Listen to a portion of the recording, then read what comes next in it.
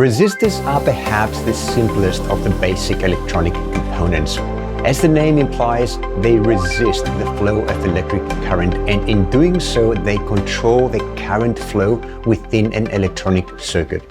A resistor's primary purpose is to ensure that other components receive the correct amount of current. Too little current can lead to sluggish performance of the circuit, and too much can potentially damage the components.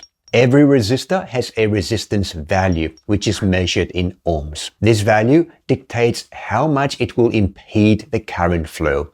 If you've encountered a circuit board, you'll notice resistors come in various shapes and sizes with color bands that indicate the resistance value. Here's some key facts about resistors.